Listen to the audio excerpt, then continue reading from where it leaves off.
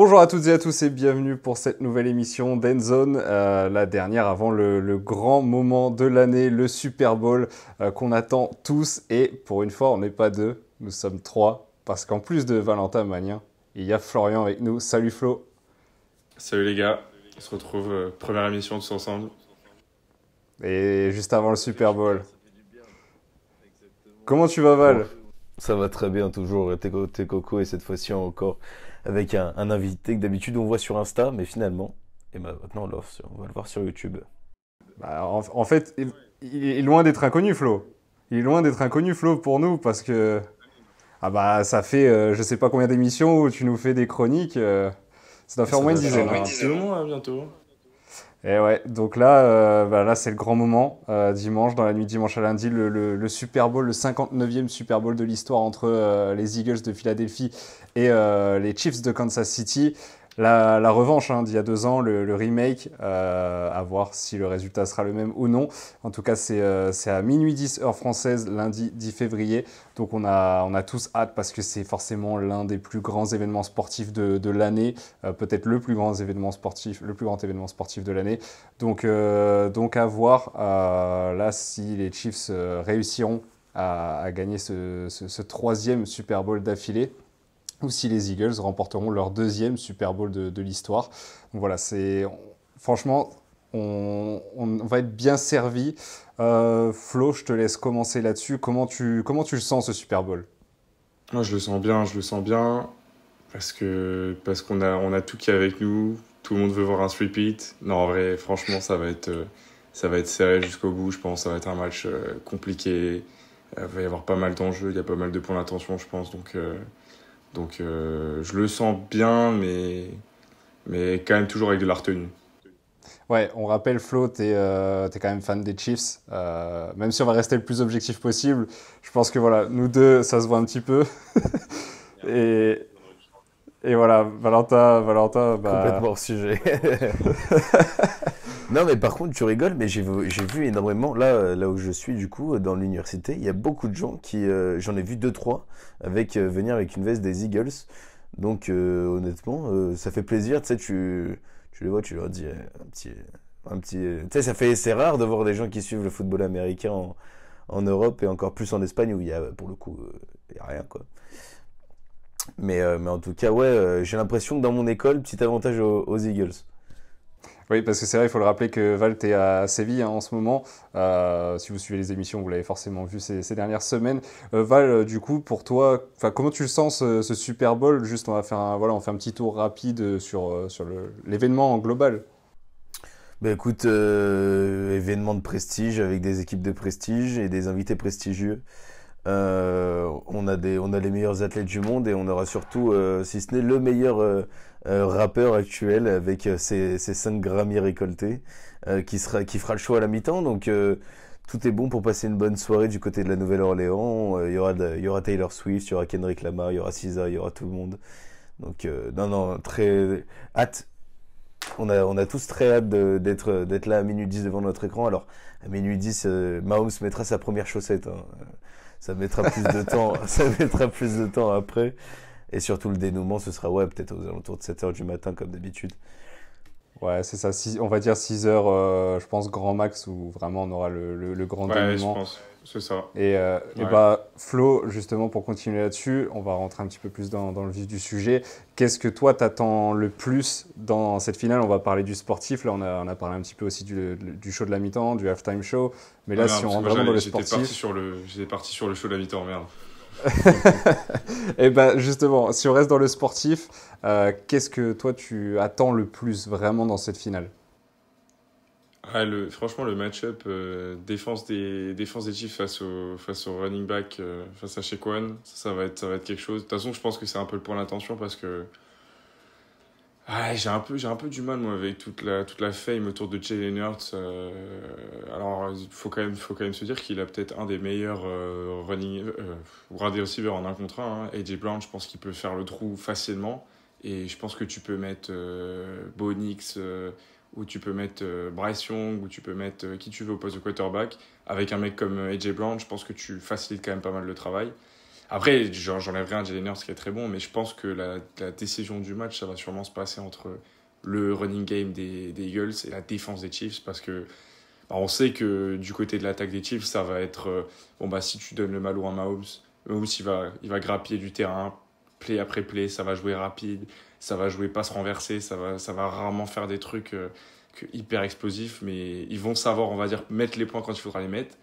Et ensuite, ça se jouera sur est-ce que la défense des Chiefs est capable d'arrêter le running game et quand même aussi de limiter Jalen Hurts dans ses déplacements en attaque. Ouais, parce que ça, c'est aussi la grande question, Val, c'est ce côté, est-ce que les Chiefs vont réussir à stopper un Saquon Barkley aussi? Parce que c'est ce qui a vraiment, j'ai l'impression, pêché cette saison, et c'est ce que tout le monde attend. Tout le monde attend de savoir si cette défense va réussir à stopper un running back qui a quand même plus de 2 milliards, quelques yards en plus que les 2005 yards. 2005 yards de cette saison, qui faisait partie des grands prétendants pour le titre de MVP. D'ailleurs, le titre de MVP, c'est demain, dans la nuit de jeudi à vendredi pour nous, Français. Donc là, on va savoir le grand dénouement de ce titre de MVP qu'on attend depuis longtemps. Mais Saquon Barkley en fait partie, en tout cas. Il est dans les nommés pour le trophée de MVP. Donc Val, c'est peut-être la plus grosse interrogation de cette finale, avec cette défense des Chiefs. De toute façon, t'as appuyé là où ça fait mal, Flo. Ce qui va être quand même impressionnant, c'est de voir comment ils vont pouvoir stopper cette attaque des Eagles, parce que on le sait, hein, les Eagles c'est costaud depuis un moment, sauf qu'offensivement, on le sait, ça dépend vachement de ton quarterback et aussi de ta O-line, mais là ça s'est vachement renforcé et ça a vachement pris en confiance, mais aussi certainement, tu parlais de AJ Brown en wide receiver 1. Et il faut pas oublier qu'il y a Devonta Smith en wide receiver 2, donc c'est quand même une option de luxe que tu as. En plus, tu vois, tu compares ça au wide receiver des Chiefs, il n'y a pas photo honnêtement. Mais, c'est clair. Mais en tout cas, là, ils peuvent être vraiment létals autant à la passe qu'à la course. Et il va falloir être présent sur tous les fronts. Mais on sait que cette défense des Chiefs a l'habitude de se confronter à des attaques pareilles. Après, je te trouve dur, Flo, pour revenir sur ce que tu as dit, et sur le côté Jalen Hurts, peut-être on le surcote un petit peu. Je trouve que sa finale de conf, elle est quand même exceptionnelle, où on sait qu'il était quand même sur 60-70% de ses capacités. Voilà. Il sort quand même une finale de conf pas dégueu, loin de là. Certes, on en attend toujours plus, toujours énormément d'un Jalen Hurts, mais je trouve que là, il arrive dans une bonne forme. Ouais, non, ça, je suis d'accord. Quand je dis surcoté, c'est plus dans le sens où, tu sais, il n'a pas ce plafond de verre que pourrait avoir un Joe Burrow. Tu peux pas, perso, je le mets pas dans la même catégorie que les Joe Burrow, les Josh Allen, les Lamar Jackson, tu vois. Pour moi, il est pas top 5. Il est top 10, mais entrée de top 10. Mais je suis d'accord avec toi, il a fait un match énorme la semaine dernière, il n'y a pas de ça. Mais est-ce que aussi, faut pas mitiger ça par le fait que la défense des Redskins, des Commanders, elle était aux abois et que, c'était un peu plus simple, on va dire, parce qu'on a vu quand même que cette saison, les Eagles, hors playoff, où ils ont quand même marqué pas mal de points, offensivement parlant, si t'enlèves Saquon, c'était compliqué quand même. Ouais, c'est vrai que c'était compliqué. Val, tu rejoins aussi cette position-là par rapport à Jalen Hurts.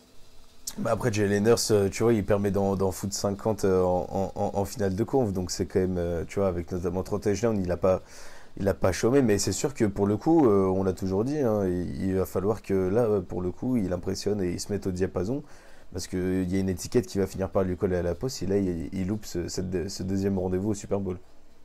Exactement. L'enjeu majeur, on va dire, de ce Super Bowl, il est du côté de Kansas City. On va pas se mentir, le fameux tripit que tout le monde parle depuis, j'ai envie de dire le mois d'août, même depuis l'année dernière quand ils ont déjà gagné leur deuxième Super Bowl d'affilée. Mais on va dire que depuis le mois d'août, ça s'est intensifié. Et là, on y est à ce Super Bowl. Et on y est à ce moment où on se dit, c'est peut-être le premier tripit de l'histoire qu'on va voir dimanche soir. Il est là, l'enjeu pour les Chiefs. Et Flo, on croise les doigts, mais est-ce que justement, c'est peut-être pas un trop gros enjeu dans le sens où là, la pression va être au max? C'est bien que tu parles de pression parce que j'ai l'impression qu'on n'en parle pas assez. Et je me pose vraiment la question de savoir si les Chiefs, finalement, c'est pas eux qui ont le plus la pression. Alors, j'ai pas la réponse à la question parce que je suis pas dans la tête de Jalen Hurts et de Saquon. Mais Ouais, t'as les Chiefs, ils avancent quand même avec. Ils l'ont annoncé hein, l'année dernière, que ce soit pendant la finale AFC, que ce soit même donc avant le Super Bowl et que ce soit à la parade après Super Bowl, ils ont dit l'année prochaine, on joue le repeat, soyez là. Ils y sont, ils l'ont fait, ils ont fait, on va dire, peut-être 95% du trajet. Et on a l'impression que c'était limite écrit pour eux qu'ils y aillent. Mais maintenant, va pas falloir choke maintenant, quoi. C'est là que ça se passe. C'est face à des Eagles qui, en plus, ils ont perdu contre eux il y a 2 ans. Parce que les Eagles, ça fait quand même 2 années en 3 ans qu'ils sont au Super Bowl, hein, c'est pas à minimiser. Ils sont pas là par hasard. Et tu te dis, bah ouais, les Chiefs, ils annoncent le sweep-it, mais est-ce qu'au moment de conclure, bah, est-ce qu'ils n'auront pas trop la pression Et c'est là, je pense aussi, c'est ça que ce match-up, il est génial, c'est de se dire que, en fait, tout arrive au moment. Tu vas avoir Mahomes qui a. Parce que c'est pareil, Mahomes. Enfin, on va pas refaire sa carrière, c'est un monstre. Il est au-dessus de tout le monde. Il y a pas un quarterback qui lui a relâché en termes de talent actuellement. Mais par contre, est-ce que quand il va falloir vraiment conclure le deal, il va être présent parce que si, imaginons, et je le souhaite vraiment pas, mais imaginons que les Chiefs se perdent dimanche, tu peux être sûr que dès le lendemain matin, il va y avoir des analystes qui vont dire ah ouais, et est-ce qu'on s'est pas trop vite enflammé pour Mahomes alors qu'il aura déjà gagné 3 Super Bowls avant. C'est ça aussi les risques. Val, par rapport au tripit, justement à cette pression, est-ce que tu penses que ça peut leur jouer des tours? Mais pour le coup, la pression est de leur côté là, parce que tout le monde, on le sait, ils le savent. Patrick Mahomes le dit, il adore être dans la peau du vilain, et pour le coup, tout le monde veut faire tomber les Chiefs. Donc forcément, ils sont plus attendus que des Eagles qui, bon, bah voilà, ils ont fait leur saison, mais maintenant, bon, bah, ils sont face aux grands Kansas City Chiefs, ils ont aucune chance, ils sont favoris. Cette fois-ci, ça se passera pas comme ça. Comme tu as dit, cette fois-ci, ils reviennent, mais parce qu'ils ont perdu il y a 2 ans. Et pour moi, la pression, elle sera de leur côté, parce que faire un tripit comme ça, ça va mettre, comment dire, ça va permettre de valoriser la legacy de Patrick Mahomes des Kansas City Chiefs, de Andy Reid, de tout ça. Donc là, s'ils échouent à ce niveau-là, ça va pas être comment dire, un échec cuisant, mais comment dire qu'ils n'ont pas le droit à l'erreur parce que le résultat sera trop beau. Mais c'est Et surtout que, les attentes des fans aussi.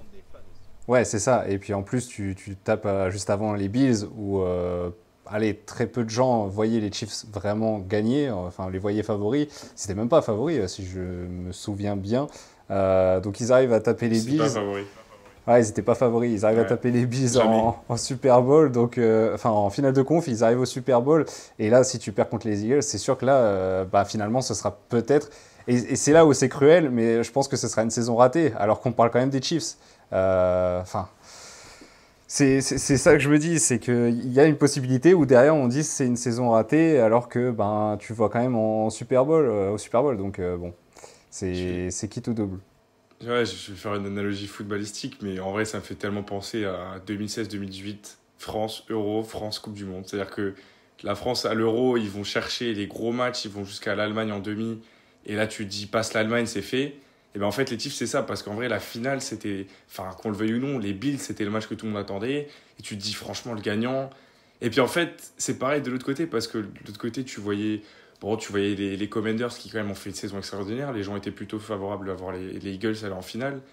Et en fait, et au fur et à mesure de la semaine, même, t'as les Eagles qui ont commencé. Ah oui, mais en fait, les Eagles, ils sont là pour quelque chose. Ils sont pas juste là pour être l'adversaire des Chiefs pour savoir s'ils vont gagner le three-peat. C'est vraiment, ils sont là parce qu'ils ont fait quand même une saison qui a été bonne et qui a été très très bonne.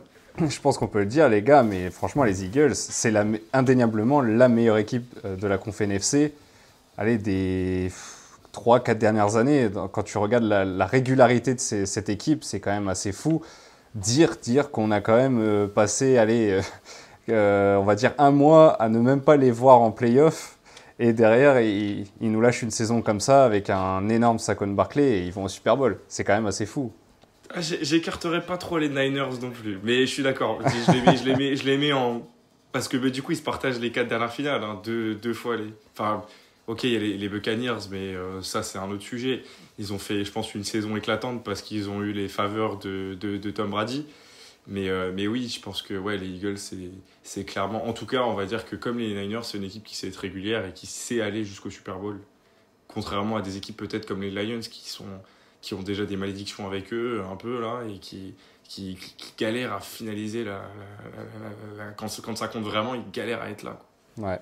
En tout cas, pour clôturer le sujet Three-peat, on va écouter l'un des principaux concernés, Patrick Mahomes, en conférence de presse. Justement, il en parle de ce Three-peat et va t'en parler de la Legacy aussi. Et on va l'écouter tout de suite. Je pense que l'on veut toujours laisser un héritage et laisser son empreinte dans l'histoire.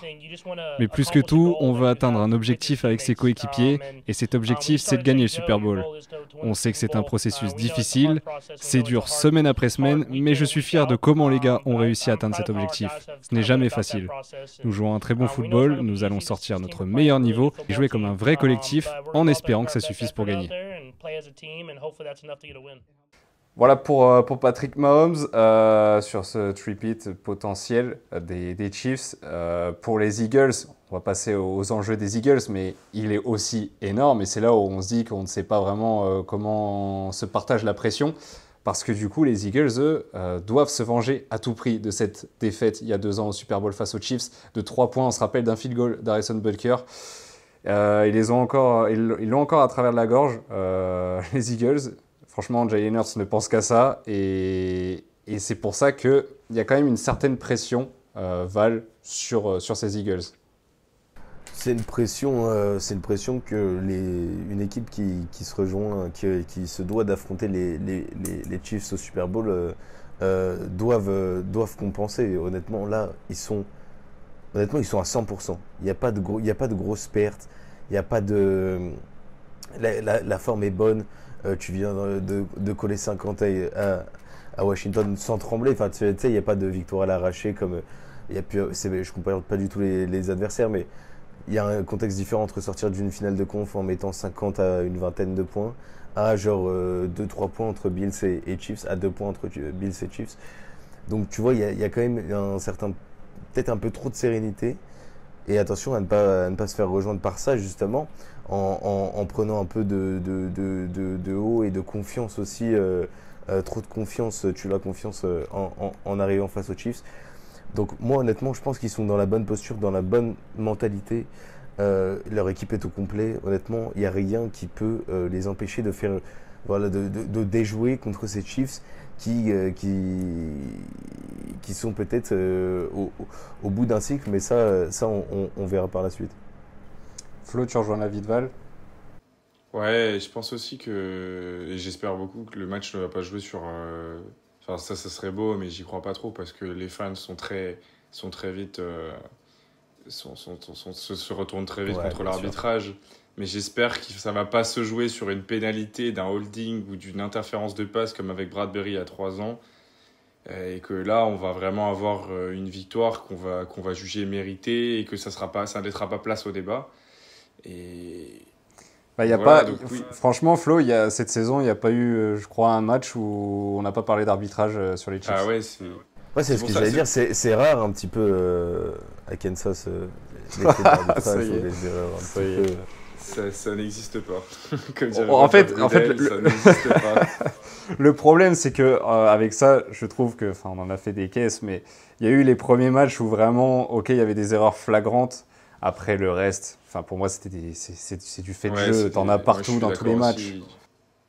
Et du coup, c'est pour ça que je voulais rebondir sur la pression. Je pense que la pression, elle est là aussi, peut-être aussi. Ça va être une pression du côté de l'arbitrage, dans un sens ou dans l'autre, parce que je pense que tu joues quand même avec, de te dire que, attention, tu sais que oui ou non, imaginons que oui, les Chiefs sont peut-être des fois les faveurs un petit peu, et c'est déjà arrivé dans l'histoire de la NFL, on le sait plus ou moins. Bah oui, est-ce que si tu es un peu trop offensif sur ton holding ou sur ta passe interférence, tu vas te faire siffler à chaque fois. Ça risque de jouer sur la pression et là-dessus, je pense que les Eagles sont un peu plus en pression là-dessus, de se dire pour gagner, il va falloir jouer propre et très propre parce que peut-être que sur une action de jeu, l'arbitre pourrait aller d'un sens ou dans l'autre. Exactement. Les gars, pour passer sur nos awards d'Endzone, les awards de l'année, juste avant, je donne quelques petites infos par rapport au Super Bowl. Celle qui est tombée là du coup on tourne aujourd'hui, on est mercredi, mais elle est tombée mercredi, c'est Donald Trump qui sera le premier président en activité à assister à un Super Bowl. Non mais, on parle de pression, t'as quand même le président en activité qui vient te regarder dans le stade. Enfin, voilà, ça rajoute peut-être une pression pour certains joueurs, on n'en sait rien. On verra peut-être bientôt jouer, vu qu'il veut il veut détenir une franchise NFL depuis un bon bout de temps. Après, il va avoir un petit peu un problème de personnel, tu vois. Il va choisir ses joueurs, il va refaire une liste quand même, il va dire alors toi je te veux pas, toi je te veux pas. Ouais, ça va être compliqué, la team Trump. Allez, on passe à autre chose. On a Travis Kelce aussi qui a annoncé qu'il se voyait encore jouer 3 ans de plus en NFL. C'est beau pour un joueur qui a déjà 35 ans. On sait que son frère Jason s'est arrêté l'année dernière. Là, voilà, il veut encore continuer à 35 ans. Je n'ai pas une petite réaction, les gars, sur ça, Val? Ça aurait été beau de le revoir contre son frère au Super Bowl, une petite dernière année en plus, mais bon. Écoutez, Jason Kelce a décidé de s'arrêter et surtout de lancer son podcast. Donc peut-être qu'on le verra. Peut-être que le chemin est tout tracé donc, pour la fin de carrière de Travis, qui à mon avis, il a plus d'une anecdote à nous raconter là-dessus. Ouais, Flo, dans 3 ans, tu le vois encore en NFL, toi? Moi, je mettrais pas ma maison là-dessus tout de suite sur il va rester 3 ans. Hein. Je pense que c'est aussi un peu du bluff. Imaginons que les Chiefs finissent sur un tripit. Est-ce que c'est pas le moment d'arrêter aussi C'est ce qu'il a. Ouais, je pense que l'idéal c'est ça. Lui, en tout cas, il a dit que victoire ou pas, ça ne changerait rien à cette décision. Donc, normalement, a priori, dans tous les cas, l'année prochaine, on le voit encore. Mais après, sur une défaite hypothétique, je le vois pas arrêter. Parce que j'ai entendu Val tout à l'heure qui est parti sur une fin de cycle. Là, je pense que les Chiefs, ils ont encore du carburant là-dessus. Oui, non, mais c'était à mesurer, mais je sais. Je suis d'accord avec toi. Je pense que c'est pas long, mais ils ont encore 1 ou 2 années, je pense, avant d'avoir vraiment le moment où tu vas voir tous les rookies qui sont arrivés l'année où Tyreek Hill il a fait son trade, c'est-à-dire les trades McDuffie, les Carl Fatis, etc. Eux, quand ils vont partir, je pense que tu vas avoir un petit trou d'air. Sauf si on sort du chapeau. Hein. Tant qu'il y a un petit numéro 15 qui continue de régaler, je pense que les Chiefs sont entre de bonnes mains. On va passer aux awards de l'année, de la saison. Et on va passer direct à notre MVP de l'année. Forcément, on en a parlé sur les réseaux si vous nous suivez. Mais là, on va en débattre parce que je pense qu'on n'est pas d'accord sur nos choix. Et Val, je te laisse commencer sur le tien. Mais le mien, je crois que je l'ai répété depuis un bon nombre d'émissions, mais pour moi, ça n'a pas bougé. C'est toujours le numéro 8 de Baltimore, Lamar Jackson. Donc pour ça, je reste là-dessus. Je vais pas vous mentir qu'il y a une légère hésitation, non pas avec un running back, mais avec Josh Allen. Mais seulement, pour moi, Lamar Jackson, sur toute la saison, ça a été trop fort. On a énuméré les stats. Le mec est le meilleur en passing touchdown, en QB rating.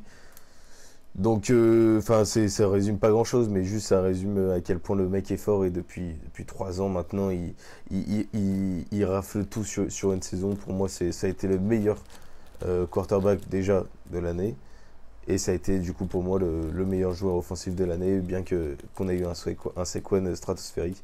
Mais je doute malheureusement que les gens lui donnent ce mérite qui pourtant auquel il prétend tant. Exactement. Avant de te donner la parole, Flo, parce que je pense que tu n'es pas d'accord avec cet avis, moi je te rejoins, Val. Pour le coup, on va être deux là-dessus avec Lamar Jackson, parce que si on se fie aussi aux critères, étant donné que on prend que la saison régulière, on va pas jusqu'au bout des playoffs, la logique aurait été Josh Allen dans tous les cas. Mais il y a un Lamar Jackson qui fait une saison régulière folle. Si on énumère les stats, tu n'en as pas forcément parlé, mais tu en as parlé vite fait, Val. On est à 4172 yards à la passe, 41 touchdowns, rien que ça. 4 seulement interceptions, 66,7% de moyenne de passes réussies et 4 touchdowns à la course. Bon, c'était moins glorieux à la course cette année, mais en tout cas, il a quand même des sacrés stats. Alors que c'est peut-être pas le Lamar Jackson le plus impressionnant qu'on ait vu de ces dernières années. Je pense qu'il était meilleur l'an passé, mais en tout cas, il a ses stats. Et ça, c'est indéniable. Après, je pense que Flo, tu as peut-être un autre nom et peut-être d'autres arguments. Ouais, moi je suis. Après, en fait, je vous rejoins quand même. Alors après, moi je mettrais quand même Josh Allen devant Lamar Jackson. Pourquoi? Parce que Josh Allen, il est vraiment tout seul. Alors oui, il y a Kyle Shakir, il y a James Cook, mais je trouve que dans l'équipe, il est vraiment tout seul. Et si on prend lettre par lettre ce que je dirais MVP, ça va vraiment dire le joueur qui a le plus d'apport pour son équipe. Quand une équipe qui bonifie le plus son équipe, exactement. Alors que c'est vrai que je vois plus en Lamar un excellent quarterback, il n'y a pas de doute là-dessus, mais qui a eu quand même un apport assez important de gens comme Zay Flowers, comme Derrick Henry, ou encore sa ligne offensive qui a réussi à créer des espaces. Donc là-dessus, mais j'aurais même pas forcément d'avis plus l'un plus que l'autre, parce que je l'ai mis sur le même pied entre Josh et... Mais moi, c'est vrai que j'aimerais bien voir, et j'ai déjà dit, chez Saquon Barkley, parce que le gars, pour moi, c'est franchement, il est monstrueux. J'ai une petite expérience de la NFL, même si on n'en a pas tous une très grande, mais depuis 10 ans, je me rappelle pas avoir un running back qui m'a autant marqué, et dans une autre équipe en plus que les Chiefs, où c'est difficile de les supporter des fois, qui va jouer contre toi au Super Bowl, de dire que quand même Saquon Barkley, c'est le mec que je considère comme le MVP cette saison. 2005 yards à la course en saison régulière, 325 carries, plus que avec, je crois que c'est 5,9 en moyenne yards par course. C'est juste... c'est juste, et puis on le voit, on l'a vu tout au long de la saison, les touchdowns qu'il a mis, c'est un gars en fait, en plus il est complet parce qu'il sait très très bien recevoir le ballon, contrairement à certains running backs qui sont plus dans la course unique, et c'est surtout qu'il se crée l'espace tout seul en fait, il trouve le trou, et après en une accélération il te met tout le monde dans le rétroviseur, et ça je trouve ça assez incroyable, et je pense que si on se rappelle en plus de chez quoi les problèmes physiques qu'il a eu depuis qu'il est arrivé, depuis son passage, il est passé quand même 1 an hors des terrains. Quand il était drafté, c'est un ancien premier tour de draft. Ouais, c'est un peu l'aboutissement de toute une carrière où première année où il change d'équipe, il a été phénoménal. Donc, et je trouve qu'il a vraiment, c'est lui qui amène les Eagles au Super Bowl, clairement. Donc je trouve que pour la saison qu'il a faite, mais comme tu dis, malheureusement, je sais pas ce qu'il aurait fallu en plus. Il aurait fallu qu'il soit quarterback et non pas running back, je pense. Et comme tu dis, il y a eu un Lamar Jackson qui a été très très très bon et qui en plus a quand même une certaine cote, un peu plus même je dirais que Barkley aux US. Donc je pense que le choix sera inévitable, mais ouais. Mais en tout cas, dans mon imaginaire à moi, mon MVP, ce serait Saquon. Alors, choix inévitable, pas sûr, parce que de ce qu'on entend, c'est quand même Josh Allen qui serait devant. Oui, pardon, oui, tout à fait. Donc, à voir quand même le résultat final. Je ne serais pas surpris si c'est Josh Allen. Mais en fait, je pense qu'on va tous te rejoindre sur cette opinion. Je pense que si vraiment on est très objectif, c'est Saquon Barkley le MVP de l'année. Comment tu peux être running back et porter autant ton équipe? Enfin, je veux dire, là, à partir du week 4 jusqu'au Super Bowl, c'était lui et rien d'autre. C'est ça qui est fou en fait. Et normalement, un running back ne doit pas porter autant une équipe. Normalement, on dit souvent que c'est le QB. Enfin, et là, pour le coup, un running back qui porte autant son équipe, c'est quand même assez fou. Franchement, Val, je crois qu'il n'y a pas un week-end où on n'en a pas parlé de Saquon Barkley. Je crois que depuis le début, on en parle de ce mec. Donc c'est quand même assez fou. C'est vrai, mais en plus, on peut comparer sa saison avec celle de Derrick Henry l'année dernière, qui est monstrueuse et qui n'est pas récompensée, alors que les gens militaient pour qu'il soit récompensé à sa juste valeur. Malheureusement, ce trophée est un trophée de quarterback, donc c'est ça. C'est compliqué de défendre. Et là, moi, bien sûr, je veux bien voir un Lamar Jackson, encore une fois, MVP ou un Josh Allen, mais pour moi, le trophée du peuple, il va à Saquon Barkley. Exactement, on est tous d'accord là-dessus, le trophée du peuple pour Saquon, mais si on fait le fameux MVP, le trophée du quarterback, et ce sera certainement soit Lamar Jackson ou soit Josh Allen, à voir en tout cas dans la nuit de jeudi à vendredi. Mais par contre, peut-être qu'on va pouvoir le caser ici, le joueur offensif de l'année. En tout cas, je commence et franchement, je le mets ici parce que Saquon, on ne peut pas ne pas le mettre dans des awards cette année, il a tellement été impressionnant que du coup je le mets en joueur offensif de l'année avec ses stats juste folles, t'en as parlé Flo, et puis voilà, c'est 13 touchdowns cette saison. juste fou. T'en as parlé aussi, mais le fait qu'il n'y ait pas un touchdown normal de Saquon Barkley. euh, Là, encore que face aux Commanders, le premier drive, toute première action, il nous lâche un touchdown de 60 yards à la course en éliminant je ne sais pas combien de mecs. Enfin, s'il vous plaît, quoi. En fait, lui, c'est simple. Si t'as pas 60 yards à mettre pour un touchdown, il prend pas le ballon. Il le laisse.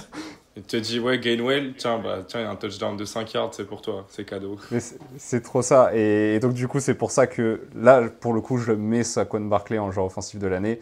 Val, c'est quoi ton joueur offensif? C'est qui ton joueur offensif de l'année? Moi, je vais changer un petit peu de des rubriques. Bien sûr, il y a Saquon Barkley. Mais connaissez-vous Ja'Marr Chase? Celui qui a donc... quand on parle de prestations offensives, excusez-moi, mais il est vainqueur de la Triple Crown. Voilà, je vous le dis avec l'accent. Mais le dernier qui avait fait ça, c'était Cooper Kupp en 2021. Force à lui, il est en train d'être trade, ça devrait pas tarder. Mais voilà, premier Ja'Marr Chase pour vous dire, premier en yards réceptionnés, premier en ballon, premier en réception et premier en touchdown réceptionné. Ça fait beaucoup pour le meilleur wide receiver de la ligue. Donc voilà, je voulais donner un petit peu de crédit à Ja'Marr Chase dans cette rubrique, mais bien sûr que Saquon Barkley est toujours et sera, j'espère qu'il le sera, mais j'ai envie de parler de Ja'Marr Chase. Deux touchdowns au Pro Bowl. 2 touchdowns au Pro Bowl. Oui. Je sais pas si on se rend compte. Je sais pas si on se rend compte à quel point il était volé du trophée de MVP du Pro Bowl par Malik Neighbors. C'était un duel de LSU, hein, de toute façon, clairement. Exactement. Non, mais en fait, Val, t'as juste pas voulu lui donner du crédit. T'as juste voulu placer un mec des Bengals dans tes awards. Non, mais on va voir qui sera mon defensive player de l'année. Ça, je vous laisse le Ok, c'est pas possible. Flo, il faut bien mettre en valeur les Bengals dans une partie de la saison où on les voit très rarement quand même. C'est vrai qu'ils ont, en plus, ils ont vachement été aux playoffs, enfin, très beau parcours. Flo, du coup. Contre les Chiefs. Allez, on passe à la prochaine. Ouais, quel est ton joueur offensif de l'année, Flo? Moi, je vais pas être très original, mais bon, je vais dire de nouveau. Après, j'ai pensé comme Val. Hein. Si je dois changer, je donnerais bien Ja'Marr Chase aussi. Ouais, c'est pas déconnant. Parce que je vais pas redire ce que j'ai dit. Alors évidemment, je vais vous dire Saquon Barkley. Et pourtant, enfin, je suis fan des Chiefs, hein, mais oui, Saquon Barkley, il a été incroyable. Mais j'ai bien aimé aussi ce que Ja'Marr Chase il a fait. Et en fait, il a pas été assez mis en valeur parce que les Bengals, ils ont pas été, on va dire, à la hauteur de la saison. Ils ont fait leur fameux on démarre tranquille et on se dit qu'on va remonter à la fin, mais ça passait pas cette année. Et ouais, mais Ja'Marr Chase, quand même, c'est solide. En plus, étant fan de LSU, je l'ai connu quand il jouait en LSU, donc je comprends que Val veuille le placer maintenant. Et enfin, il faut pas oublier que avec Justin Jefferson, c'est vraiment 2 receveurs assez exceptionnels. Et Ja'Marr Chase mériterait quand même, avec la saison et les stats qu'il a eu, une place sur le podium, voire un top 2 avec égalité avec Saquon. Et c'est vrai avec Joe Burrow, ils ont vraiment porté cette équipe, même si j'ai l'impression qu'ils étaient vraiment tout seuls cette année dans cette équipe. Il y a eu T. Higgins quand même. Il y a eu la révélation de T. Higgins, qui est free agent et qui, je ne pense pas, va re-signer. Plus vers la fin de saison. Bien sûr. Dans les nominés, on avait donc Ja'Marr Chase, Lamar Jackson, Derrick Henry, Saquon Barkley et Joe Burrow. Et écoute, Val, tu vas enchaîner avec ton joueur défensif de l'année. Non. Ne dis pas que c'est encore un joueur des Bengals. Dans les nominés, donc on a TJ Watt, Zach Brown, Pat Surtain, Trey Hendrickson, désolé pour mon anglais miteux, et Myles Garrett. Myles Garrett sera donc mon joueur défensif de l'année. Voilà, je vous emmène du côté des Browns. D'ailleurs, on parlait de trade tout à l'heure. Plus pour longtemps. Hein. Exactement, il a demandé son trade. Donc voilà, je le mets en tant que defensive player de l'année pour moi. Je sais pas vous. Ok. Après, vas-y Flo. Ouais, moi j'ai hésité longtemps. Alors, je m'attendais pas que tu dises Myles Garrett. J'étais plutôt parti sur un Trey Hendrickson de ton côté, mais non, moi je vais partir sur Pat Surtain parce que c'est. Ah oui. C'est un monstre défensivement. Bon, après, J'espère pour les Broncos qu'il va rester encore un moment parce qu'ils avaient déjà perdu leur cornerback, leur duo de cornerback l'année dernière avait été amputé d'un très bon cornerback, que d'ailleurs j'ai le nom qui me saute là maintenant. Et là, il ne leur reste pas de Surtain, qui est exceptionnel. C'est quand même le cornerback qui allow en anglais, qui laisse le moins de yards à ses adversaires. C'est l'image de la défense, hein. C'est lui le pilier. Il est porteur d'une défense des Broncos qui est juste exceptionnelle. Et en fait, c'est un cornerback qui joue hyper physique. C'est pour ça qu'il a du mal à se faire bouger sur un tracé 1v1. Et parce que ça je savais pas, mais j'ai regardé cet après-midi, c'est quand même un des cornerbacks les plus puissants de la ligue en termes de corpulence, où tu as normalement un poste où tu as des joueurs qui sont assez fins et vifs, et lui il est vif et corpulent, donc du coup c'est à dire qu'en 1v1 pour le déposer t'as intérêt de te lever tôt, quoi. Exactement. Donc, du coup, vas-y coup, Flo. je te laisse embrayer. Enfin, pour moi le joueur défensif, pour moi mon joueur défensif ce serait pas Surtain, ouais. T'inquiète pas, The second. Voilà, The Second, effectivement. Parce qu'il y en a déjà eu un premier, et en plus qui était chez les Chiefs.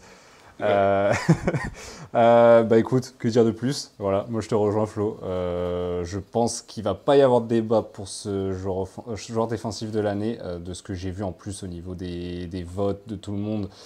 Enfin, quasiment tout le monde est unanime sur Pat Surtain. Et pour le coup, je rejoins totalement. Il est insolent. En fait, il est chiant à jouer pour les adversaires, pour les attaquants, parce que tu le vois pour les receveurs, c'est comme tu l'as dit, hein, tu as l'aspect physique, plus tu as l'aspect vitesse. Il a vraiment fait mal cette saison.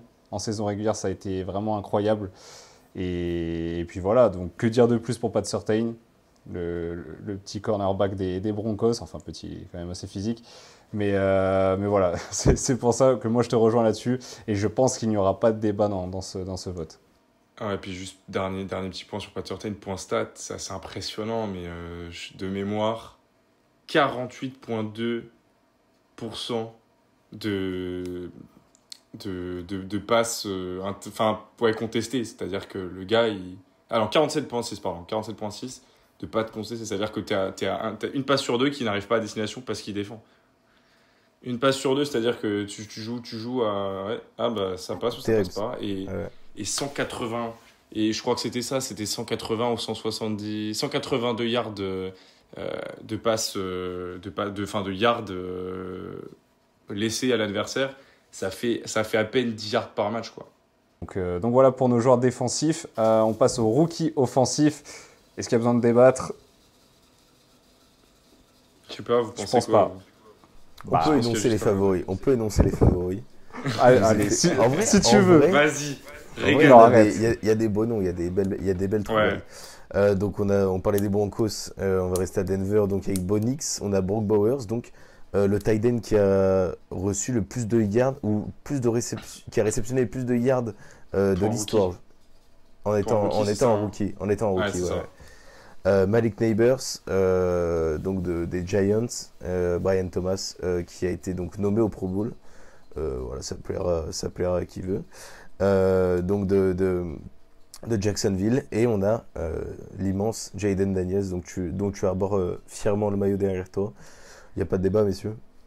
Bah, il est là, la réponse est derrière toi, Flo. Je pense que... Il est là? Ah non, là, ouais.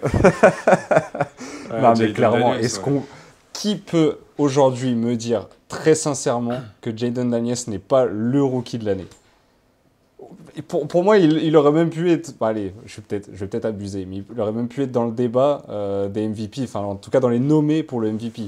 Pas dans le débat du MVP. Hein. Rappelez-vous, jusqu'à la week 8 ou 9, peut-être même un peu plus, il avait été mentionné. Bah, c'était à l'époque où il y avait eu le match entre Lamar et Jayden Daniels. On avait dit, ouais, si Jayden il bat Lamar, va vraiment falloir commencer à le considérer comme un MVP. Bon, il n'a pas réussi à passer cette étape. Je pense qu'on risque de le retrouver dans cette liste dès l'année prochaine, à mon avis. C'est clair. Et pendant un bon bout de temps. Mais il est pas nominé, hein, au Offensive Player of the Year. Il est non, rookie, il est pas nominé. mais pas offensive. Ouais. Ouais, c'est ça. Juste pour énoncer ses stats, parce que du coup, on est tous d'accord là-dessus. 3568 yards à la passe, voilà, pour une saison de rookie. 25 touchdowns, 9 interceptions, 69% de passes réussies, 148 courses pour 891 yards et 6 touchdowns. Voilà, messieurs, pour les stats de ce grand Jayden Daniels, qui pour une saison de rookie, eh ben, c'est juste stratosphérique. Voilà, on compare au plus grand déjà. Voilà. Bon, après, c'est pas rien. Il a fait 5 saisons universitaires, si je dis pas de bêtises. Flo, toi qui es expert du collège, il a fait 2 ou 3 saisons à LSU et avant, je crois, c'est à Texas, il me semble. Enfin, en tout cas, il a fait ses 5 années universitaires. Donc, il a cette expérience déjà. Il a cette expérience. Ouais, c'est ça. Donc... Il a commencé au Arizona State Devils. Ouais, c'était ça que j'avais. Ok, c'est ça. Donc déjà, il a cette expérience, Jayden Daniels. Donc, il n'arrive pas comme un Caleb Williams qui en a moins.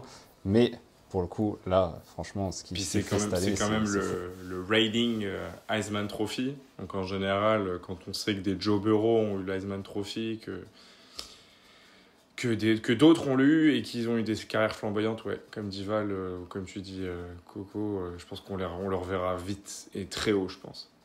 Exactement. On passe au rookie défensif de l'année. Là, je pense qu'il n'y aura pas non plus trop de débat parce qu'on n'entend vraiment que lui depuis quelques semaines. Et ben, je commence avec Jared Verse. Je pense qu'on va être peut-être tous d'accord, ou peut-être pas. Le linebacker des Rams qui fait quand même une sacrée saison. Les Rams, on rappelle qu'ils ont été en play-off en plus et qui, pour le coup, je pense, n'a pas énormément de concurrence. Flo, je te laisse aller dessus si jamais tu as un nom qui te vient. Moi, surtout que c'était le MVP, on va dire le trophée que j'aurais du mal à le desservir parce que c'est peut-être la catégorie sur laquelle je suis la moins à l'aise. Mais quand j'ai vu les nominés, je me suis dit, bah ouais, en vrai, ça fait sens. C'est The Gene. Ah ouais, ok, oui. Ah si, le line.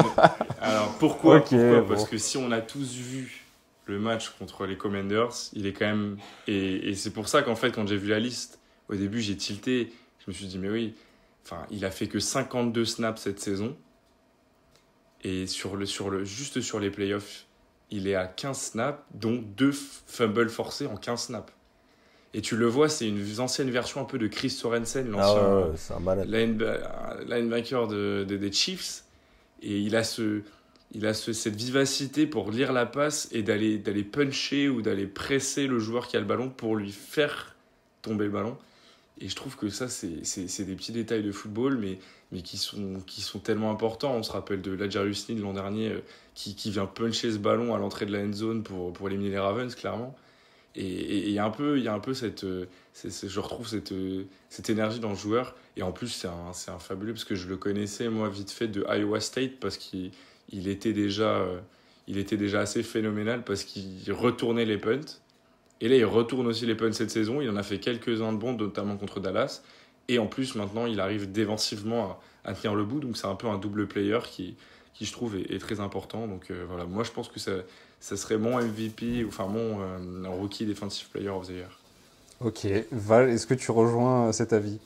Moi, je te rejoins complètement du côté de Philadelphie. Honnêtement, il a été impressionnant toute la saison. Puis, honnêtement,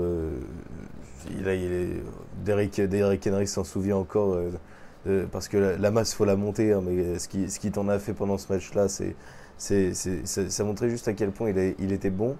Et il a été régulier tout au long de la saison. Et pour moi, c'est un ajout majeur et ultra important dans la quête des titres des Eagles. Donc pour moi, il n'est pas à négliger. On pourrait noter aussi que ce soit Chop Robinson de Miami ou encore Jared Verse des Rams. Mais en tout cas, pour moi, je le donne à Cooper DeJean. Après, il y a des noms, quand même. Donc voilà pour le rookie défensif. Et enfin, le coach de l'année. Je pense qu'on va en avoir des différents. Val, je te laisse commencer là-dessus. Parler d'uniquement de saison régulière, moi ça tombe bien parce que je vais vous prendre Dan Campbell des Detroit Lions. Il a juste été l'emblème et la figure de proue de cette équipe. Tout au long de la saison, il les a menés. On a vu des 4e tentatives les plus farfelues, des plays magnifiques. Des Lions complètement revigorés, une équipe en 15-2, first seed en NFC. Qu'est-ce que tu veux de plus? Dan Campbell est le coach de l'année. Pour moi, il n'y a pas tellement de débat. Ouais, enfin, si. Vas-y, Flo. Si, il va y avoir du débat, je pense. Non, je rejoins Val. Moi, j'adore cet entraîneur. Je trouve qu'il apporte une espèce d'énergie. On a pu voir les différentes conférences, et même dans les conférences de presse, il apporte de l'énergie, mais surtout quand il est dans le vestiaire. Quand il est dans le vestiaire et qu'il motive ses troupes, c'est juste magnifique. Enfin, c'est un coach, en fait. C'est un vrai coach. C'est un vrai coach de... En fait, c'est un coach de college football, un peu, parce qu'il parle à ses joueurs comme il parlerait à des étudiants. Il leur dit, voilà, vous allez sur le terrain, vous battez pour votre... c'est pas juste dire, bon les gars, aujourd'hui c'est un match important, va falloir aller chercher les 3 points, enfin les points, pardon, pas au foot. Mais moi, par contre, je resterai en NFC Nord, mais j'irai plutôt voir du côté de Kevin O'Connell. Ouais, bien sûr. Parce que comme Dan Campbell, je suis d'accord, et ils ont fait tous les deux une saison exceptionnelle, mais encore une fois, j'aime bien privilégier le collectif à l'individuel. Et quand on voit l'effectif que les Vikings avaient en début de saison, je pense pas que grand monde allait miser sur une saison où ils vont quand même se battre pour quasiment finir premier avec les Lions, puisqu'à 2 journées de la fin, c'était le but du match. C'était dans une division qui était exceptionnelle. Qui a été exceptionnellement relevée avec des équipes qui même des Bears qui n'ont pas été bons, je pense que dans une autre division auraient pu être bien classés. Et du coup, Kevin O'Connell a fait un job avec le coordinateur défensif excellent. Il a réussi à mettre sur roue un Sam Darnold qu'on pensait qui avait terminé sa carrière. Il a relancé Aaron Jones, on ne savait pas trop ce qu'il allait faire après être parti de Green Bay. Et voilà, c'est une équipe en fait qu'il a modélisée lui-même et qui a quasiment réussi à amener en deuxième semaine de playoff, si on peut dire. Ils ont malheureusement de choc aussi en wildcard, mais en tout cas sur la saison, et encore une fois c'est le classement, enfin c'est le trophée qui le veut. Sur la saison, je pense qu'il mérite aussi cette un peu plus que Dan Campbell, qui a quand même été exceptionnel, mais qui a un effectif que je juge meilleur que les Vikings. Et on n'est vraiment pas d'accord tous les trois, et ça va être bien. Je trouve qu'on oublie quand même qu'il y a une équipe qu'on n'attendait pas du tout, qui a réalisé une saison extraordinaire, qui s'est retrouvée en finale de conférence, c'est les Commanders, et qui dit les Commanders dit Dan Quinn. Donc voilà, je balance ça comme ça. Mais par contre, là où on est d'accord, c'est qu'on est tous les trois sur la NFC. Pour le coup, le coach de l'année sera en NFC. Maintenant, je pense que Dan Quinn, c'est quand même extraordinaire. Alors, il y a le facteur Jayden Daniels forcément sur le terrain. Un coach ne fait pas tout, il faut aussi qu'il y ait des joueurs avec. Pour le coup, il y avait vraiment un sacré Jayden Daniels, avec McLaurin également. La paire était folle. Mais comment tu peux passer d'une saison catastrophique l'an passé, avec un gros bilan négatif, à une saison juste historique qui va rentrer dans l'histoire des Commanders en allant jusqu'en finale de conf. Voilà. Après, si on reste en saison régulière, c'est quand même un 12-5. Deuxième de la NFC Est, mais quand on sait que les premiers sont aujourd'hui au Super Bowl, je trouve que c'est pas déconnant du tout. Et voilà, en plus ils ont échoué face aux Eagles, donc en fait leur pire ennemi cette saison c'est les Eagles. Et pour le coup, on est obligé de parler au moins un peu des Commanders dans ces trophées. On en a déjà parlé avec Jayden Daniels, mais collectivement, c'est juste fou en fait. C'est juste fou de passer d'une saison catastrophe à une saison comme ça. Donc voilà pourquoi je voulais récompenser Dan Quinn. Après, je suis d'accord avec toi, c'est les trois de toute façon, je pense que ce qu'on a dit parce que Andy Reid, oui, en effet, il fait encore un travail formidable, mais c'est... On a l'habitude. Ouais, et puis c'est pas aussi exceptionnel par rapport aux 3 autres équipes d'où elles viennent. En fait, Andy Reid, ça fait déjà quelques années qu'il est là, alors on pourrait récompenser le fait de sa régularité, mais quand on voit un Dan Quinn, un Dan Campbell ou un Kevin O'Connell sur ce qu'ils ont réussi à faire en termes de travail, les 3 avec leur équipe, c'est quand même... De où ils sont partis et où ils sont actuellement, je trouve ça... Voilà, c'est quand même un peu plus exceptionnel. Dan Quinn, moi ce que je lui reproche un petit peu plus, c'est que il a quand même un second, Kingsbury, qui est vraiment pas mauvais. Et Jayden Daniels, qui a été pour moi un joueur exceptionnel, qui a longuement porté ces Commanders. Et du coup, je reproche à Dan Quinn de ne pas avoir réussi à, on va dire, stopper ces nombreux matchs où il a pris beaucoup de points. Ça a été un petit peu, malheureusement, la défaite, ou en tout cas son talon d'Achille cette saison. Bon, et ben les gars, forcément, c'est les derniers pronostics de la saison. Voilà, déjà. Et puis, on va y aller sur les pronos de ce Super Bowl du moment le plus attendu de l'année en NFL, en football américain, entre les Chiefs et les Eagles. Alors, vous allez me donner le vainqueur, mais aussi le score exact. Et là, ça va être corsé. Eh ben Flo, je vois que tu grimaces, tu vas commencer justement. Non, mais en vrai, je suis confiant, donc je vais y aller sans pression. Moi, j'ai toujours dit, les Chiefs, 30 points, ils gagnent pas. Les Super Bowl, ils placent généralement 30 points, sauf contre les Eagles, mais cette année sera différent. Non, je vois 30-27 pour les Chiefs. Parce que, comme je dis, pour moi, il faut qu'ils marquent 30 points. J'ai l'impression qu'il y a ce truc des 30 points pour qu'ils gagnent. Alors après, par contre, je pense que ce sera 30 points, 27 sans overtime cette année. Ce sera peut-être pour une fois, on ira dans le temps réglementaire. Donc ouais, en tout cas, je vois les Chiefs. Tant mieux, parce que l'année dernière, je pense que tous les fans des Chiefs, on a sué. On a failli faire des arrêts cardiaques. Val, vas-y, sur ton prono. Je sais très bien ce que tu vas dire. C'est ça le problème. Victoire des Eagles, 26-28. Ok. C'est terrible. C'est terrible. Pour 2 points, louper le tripit, c'est terrible. Waouh. C'est tout?